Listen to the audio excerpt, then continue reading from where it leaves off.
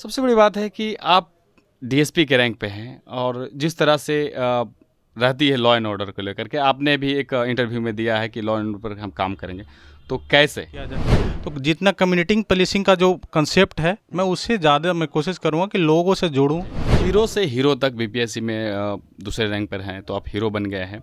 तो जर्नी जो रहा, अगरतला से आईआईटी किए हैं, फिर उसके बाद जो बीपीएससी की तरफ कैसे मूव किए?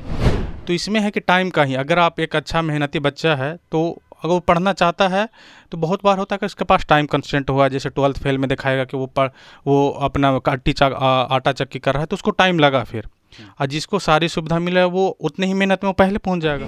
मुझे लगता था, खुद पे विश्वास था कि मैं इसमें अच्छा कर पाऊंगा, अपना बेस्ट दे पाऊंगा।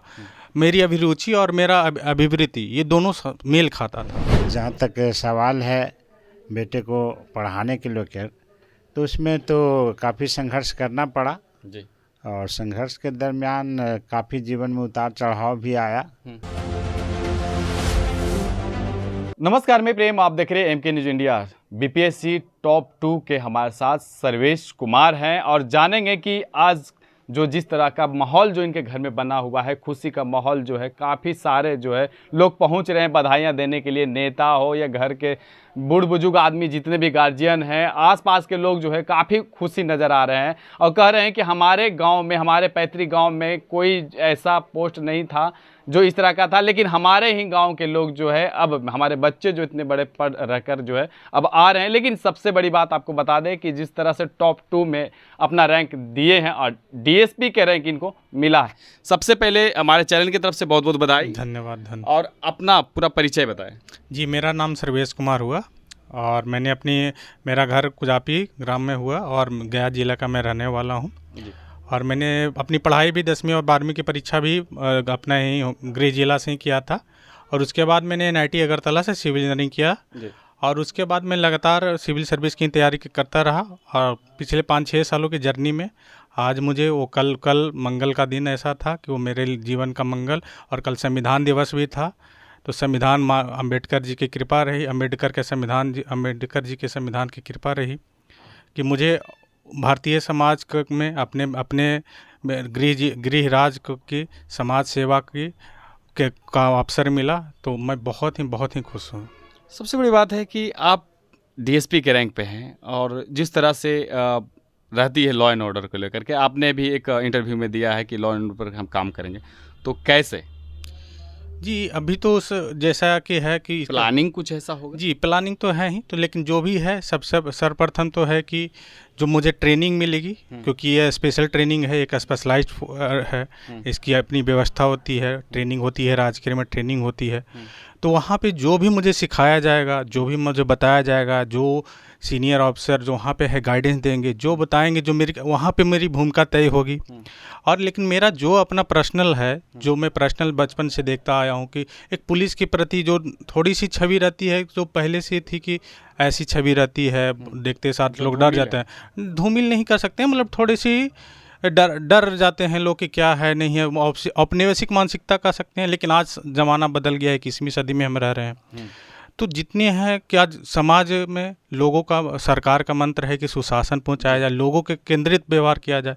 तो जितना कम्युनिटी पुलिसिंग का जो कंसेप्ट है, मैं उससे ज़्यादा मैं कोशिश करूँगा कि लोगों से जोड़ूँ क्योंकि बहुत सारी समस्याओं का समाधान आपका बातचीत करने से ही हल हो जाता है। अगर आप सामने का विश्वास हो तो दोनों का हल हो जाता है। तो इस पर मैं कोशिश करूँगा। और जो मेरी ट्रेनिंग होगी, सबसे बड़ी बात उसी की भूमिका रहेगी कि वो वहीं पर जाके होगी, क्योंकि अभी तो मेरी बस ये तो एग्ज़ाम की ही है, लेकिन वो विशेषीकृत पोस्ट है, एसपी का पोस्ट ही बहुत ही विशेषीकृत है, उसकी स्पेशल ट्रेनिंग होती है। तो जो भी वहाँ में सिखाया जाएगा, मुझे बताया जाएगा, मैं उसे दृढ़ संकल्प के साथ, पूरी अपनी कर्तव्य निष्ठा के साथ अपना पूरा 100% दूँगा। जी, जीरो से हीरो तक बीपीएससी में दूसरे रैंक पर हैं, तो आप हीरो बन गए हैं। तो जर्नी जो रहा, अगरतला से आईआईटी किए हैं, फिर उसके बाद जो बीपीएससी की तरफ कैसे मूव किए? जी, जीरो से हीरो तो नहीं कह सकते हैं, मतलब जो भी एक सफलता मिली है और जो भी है तो मैं तो रहूँगा। एनआईटी अगरतला से करने के बाद उसके बाद मुझे लगा कि मैं सिविल सर्विस में अच्छा बेहतर कर सकता हूँ। और बचपन से ऐसे मुझे सामाजिक विषयों में अभिरुचि रही थी, और जैसे जैसे मुझे इसका एक्सपोजर मिला तो मुझे लगा कि इस फील्ड में मैं बेहतर कर सकता हूँ। तो मैं लगातार लगा रहा और मुझे असफलता भी लगातार मिली भी। कितनी बार में सफलता मिली? ये मेरा चौथा प्रयास था बीपीएससी में। मैंने 66 में पहले पीटी दिया था, तो उसमें मेरा 1 नंबर से पीटी नहीं हो पाया था। 67वीं मैंने मेंस लिखा, इंटरव्यू कॉल नहीं आया था। 68वीं मैंने फाइनल इंटरव्यू दिया था, लेकिन उसमें सिलेक्शन नहीं हो पाया था। लेकिन 69वीं में भगवान की कृपा से, माता पिता के आशीर्वाद से, सभी लोगों के आशीर्वाद से ये सिलेक्शन हो पाया है। तो मैं सबका बहुत ही आभार प्रकट करता हूँ। इसमें जो साथ दिए कि कहा जाता है कि इनका जो श्रेय होता है किन को देना चाहिए? इनका श्रेय तो सर्वप्रथम मैं पूरे अपने माता पिता को ही देना चाहूँगा। मेरे पिताजी एक निजी शिक्षक हैं और अपनी पुरानी बुक की दुकान भी चलाते हैं।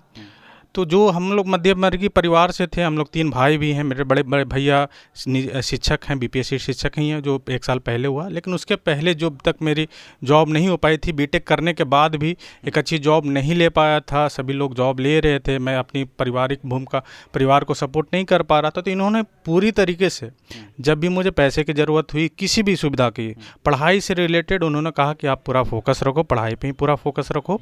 बाकी जितनी चीज़ें हैं, बहुत परेशानियाँ आई, जो भी परेशानियाँ आई, इन्होंने पूरी तरीके से, सारे लोगों ने पूरी सपोर्ट दिया। हर तरीके से, वित्तीय, भावनात्मक, सभी तरीके से सपोर्ट किया। तो मैं बोलूँगा कि मेरी सफलता नहीं, उन्हीं लोगों को सफलता है। मैं अपना मेहनत करना जारी रखा, लेकिन जब तक आपका पीछे बैकबोन नहीं हो, आपका आधार मजबूत ना हो, तो आपकी सफलता रहता ही कोरी ही मानी जाती है। तो यही आधार जो बना रहा, जो मैं इस मुकाम पे पहुंच पाया। बीपीएससी का जो लर्निंग पॉइंट होता है कि कितने देर पढ़ना चाहिए, क्या क्या जो सिलेबस है, जो उस पर फोकस करना चाहिए, और जो जिस तरह से डर बना हुआ था कि बीपीएससी की तैयारी मतलब बड़े लेवल की है, तो हमसे नहीं हो पाएगा, करना चाहेंगे भी तो नहीं हो पाएगा, खर्चे बहुत हैं, तो किस तरह से आप बताना चाहेंगे? इस सबसे पहले है कि ये भी एक एग्ज़ाम ही है। जैसा मैं भी है, मुझे भी समय लगा, लेकिन एक एग्ज़ाम की तरीके से ही है। जैसे बोर्ड एग्ज़ाम आप देते तो एक एग्ज़ाम की तरह है। एक्चुअली इसमें है कि आपको क्वेश्चन पता नहीं होते हैं, आपको सिलेबस पता है। तो उसका सबसे बड़ा आपका रामबाण है सिलेबस। आप सिलेबस देखिए, प्रीवियस ईयर क्वेश्चन बैंक देखिए, और उसके अनुसार एक सोर्स चूज कीजिए जो हर टॉपर बताते हैं। और मैंने भी वही किया। मैंने ये नहीं किया था स्टार्टिंग में। फिर जब मुझे समझ में आया कि ये चीज़ें, ये बस है कि आपका निरंतरता की क्या है, ये निरंतरता आपको करता है।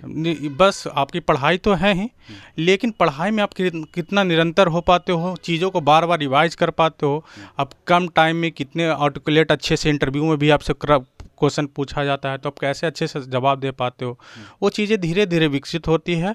और निरंतर प्रयास जितना भी है, तो आप निरंतरता बनाए रखेंगे तो आप जल्दी भी सफल हो जाएंगे। निरंतरता आपकी ब्रेक होगी तो आप नहीं हो पाएंगे। तो हमेशा एक ध्येय बना के रखिए। आपको अपना जब भी इस तैयारी में आए तो सारे कुछ पहले एनालाइज कर लीजिए, आपकी परिस्थितियाँ कैसी है, आपकी क्या क्षमता है, और उसके बाद आप जो लगिए तो निरंतर रहिए, तो आपको सफलता ज़रूर मिलेगी, जैसे मुझे मिल पाई। जी। और एक बात और है कि जिस तरह से लोग कहते हैं कि हमारे पास पैसे नहीं है, हम पढ़ना तो चाहते हैं लेकिन पैसे नहीं है, तो क्या इसमें इतनी बड़ी अमाउंट जाती है जो लोग सर्वाइव नहीं कर पाते हैं मध्यम वर्ग के?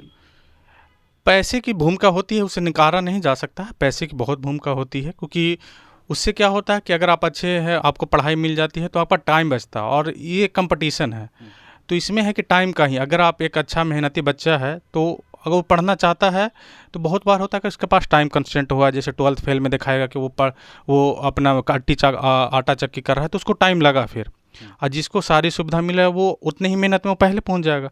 तो उसकी भूमिका होती है, लेकिन आपके वही मैं बोला कि जो अपना परिस्थिति पहले एनालाइज कर लीजिए, इस फील्ड में आने से पहले एनालाइज कर लीजिए, उसी अनुसार अपना टारगेट बनाइए कि मुझे कितना समय लग सकता है। सबसे बड़ी बात ये इसमें होती है कि लोग समझते हैं कि पहले अटेम्प्ट में, दूसरे अटेम्प्ट में, तो आप पहले अटेम्प्ट में जिनका होता है तो उनका परिस्थिति कुछ और रहता है, दूसरे तीसरे अटेम्प्ट में होता है उनका कुछ परिस्थिति और रहता है। तो पहले अपनी परिस्थिति को एनालाइज कीजिए और पढ़ाई फिर उसके बाद उसी अनुसार आपकी हो जाएगी और निरंतरता बना रहेगा, तो आपकी सफलता जरूर मिलेगी। 4 बार में पास हुए हैं, कुछ लोग तो एक टर्म में ही छोड़ देते हैं, दूसरे टर्म में ही छोड़ दे, चौथे टर्म तक इतनी आस के साथ आप लगे रहे, तो इसका क्या डेडिकेशन का क्या मूलभूत रहा? जी, मैं जैसे बताया कि मैं इंजीनियरिंग पास आउट किया था, उसके बाद मैं इंजीनियरिंग सर्विस की भी तैयारी किया था। तो उसमें मुझे जीएस पेपर में बहुत ही अभिरुचि आई थी और बचपन से ही मुझे सामाजिक विषयों में अभिरुचि रही थी। तो मैं कॉलेज के समय था तो कुछ क्विज कंपटीशन में नेशनल लेवल पे मैं जीता भी था। तो ये मेरा फैसला था कि मैं सिविल सर्विस में ये मेरा अंदरूनी फैसला था कि मुझे लगता था, खुद पे विश्वास था कि मैं इसमें अच्छा कर पाऊँगा, अपना बेस्ट दे पाऊँगा। मेरी अभिरुचि और मेरा अभिवृत्ति ये दोनों मेल खाता था। तो मुझे हमेशा से विश्वास था कि परिस्थितियाँ साथ नहीं दे पा रही हैं, लेकिन मुझे विश्वास था कि मैं इसमें सफल हो पाऊँगा। और भगवान की, ईश्वर की और माता पिता की मैं इसमें बहुत भूमिका मैं आज सफल हुआ हूँ। तो वही भूमिका मैं बहुत मानता हूँ कि वो चीज़ें आप एक आस्था रखिए, जिसमें भी है आपका आस्था रखिए और अपने आप पे विश्वास रखिए, तो आपको सफल जरूर होंगे। फोकस को भटकने नहीं देना है। फोकस को आपको बढ़ाऊंगा। अपनी खुशी का जो श्रेय है और किन किन जो भाई पढ़ना चाहते हैं, तैयारी करना चाहते हैं, उनको क्या क्या क्या ट्रिक देना चाहेंगे? मैं ये अब जैसा मैं बोला कि आप पहले निश्चित कर लें कि हम आपको इस फील्ड में आना है, आपकी परिस्थितियां देख लें और एक बार लगें तो आप लगातार एक बार सिलेबस को पहले सिलेबस देखें और प्रीवियस ईयर क्वेश्चन बैंक देखें और उसके बाद जितना प्रैक्टिस कर सकते हैं लगातार करते रहें। और ये एक बहुत ही धीमी प्रक्रिया है। आपको लगेगा कि आप जैसे मेरा आप इंटरव्यू देख रहे हैं तो आपको लगेगा शायद मैं भी इस वो हूँ, तो ये धीमी प्रक्रिया है। जितना आपने पहले से अगर मेहनत किया होगा तो आपको कम समय लगेगा, आपने अभी से शुरू किया है तो आपको समय लगेगा। ये समय मांगता है क्योंकि चीज़ें बहुत समय लेती है धीरे धीरे। तो आप उसी अनुसार एनालाइज कीजिए, आपका ज़रूर है, आप ज़रूर सभी लोग सफल होंगे। ये मेरी शुभकामना भी है सभी लोग को और सभी लोग का धन्यवाद भी है। जी धन्यवाद। तो आपने सुना, इनका कहना है कि रगड़ोगे तभी चमकोगे। ये सर्वेश कुमार है, टॉप 2 रैंक में है बीपीएससी का। और आज जो है थोड़ी सी बात है ये भी जान लें कि उनके साथ जो है पिताजी हैं, उनसे भी जानेंगे कि क्या इनका दायित्व रहा, किस तरह का काम इनका जो रहा कि अपने पुत्र को किस तरह से सहयोग किए। बहुत बहुत बधाई। आपके चैनल को भी बधाई मेरी ओर से। जी। और जहाँ तक सवाल है बेटे को पढ़ाने के लेकर, तो उसमें तो काफ़ी संघर्ष करना पड़ा जी। और संघर्ष के दरमियान काफ़ी जीवन में उतार चढ़ाव भी आया। तो उस उतार चढ़ाव को हमने झेला भी और ईश्वर से प्रार्थना करते रहा कि कम से कम इस परिस्थिति से ईश्वर निकालिए और ईश्वर पर भरोसा रखा। आज ईश्वर ने भरोसा मुझे पूरी तरह से सफल बनाया कि चलो भरोसा किया है, सफलता आपके पुत्र को मिलेगी ही और मिली। आज ईश्वर को बहुत बहुत धन्यवाद। खुशी कितनी? खुशी तो बहुत अपार खुशी हुई है, क्योंकि ऐसा लग नहीं रहा था कि सफल होगा, लेकिन इतनी कामयाबी मिलेगी कि टॉप सेकंड में सेकंड टॉपर हो जाएगा बिहार का। ऐसी उम्मीद तो बिल्कुल ही नहीं थी, लेकिन ईश्वर ने हम लोग को जितना कामना की थी उससे बढ़कर के दिया। ईश्वर को बहुत बहुत धन्यवाद। जी धन्यवाद। तो आपने सुना, इनका साफ तौर पे कहना है कि हमने जो अब मेरा दायित्व था हमने निर्वहन किया, लेकिन हमें इतना भी नहीं पता था कि भगवान की कृपा से हमें इतनी बड़ी भी खुशी मिलेगी। खुशी मिलेगी लेकिन छोटी, लेकिन उम्मीद से ज़्यादा मिला तो और भी बड़े खुश हो गए। इसी तरह से और भी लोग हैं, उनसे भी जानेंगे। देखिए हमारे साथ जो टॉपर 2 में सर्वेश कुमार जो हैं, उनके भैया हैं कौशल और उनके छोटे भाई गोलू हैं और उनके जो चचेरे भाई भी उज्जवल हैं। और इन सभी जो है खुशी का जो है माहौल में देखिए, और वो जो है मिठाई लेकर तैयार हैं और इनको मिठाई खिलाएंगे और कितनी खुशी है वो आप देख सकते हैं। और जिस तरह से कह रहे थे कि हमारा परिवार का जो साथ रहा, हमें आगे बढ़ाने का निरंतर जो प्रयास रहा वो जारी रहा। हमारे पिताजी का क्या योगदान रहा वो भी उन्होंने बताया। अब उनके छोटे भाई हैं गोलू भाई, अब तो मंझले वाले भैया जो हैं अब अधिकारी हो गए, कितनी खुशी?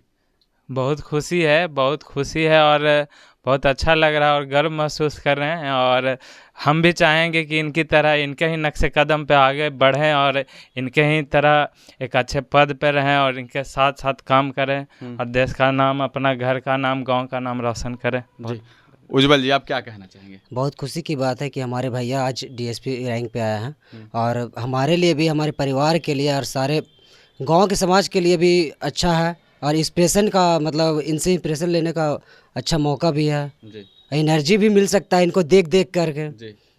तो हमारे लिए भी बहुत अच्छी बात है। देखिए खुशी का माहौल में काफ़ी जो है यहाँ पे चल रहा है, लोग मिठाइयाँ और बधाइयाँ देने के लिए आ रहे हैं और देखना है कि किस तरह से अपना जो दायित्व का निर्वहन करते हैं, क्योंकि बिहार में एक बड़े लेवल पे जो है इनका दायित्व निर्वहन किया जाएगा। इस तरह तमाम खबरें बने रहें, देखते रहें एमके न्यूज़ इंडिया। धन्यवाद।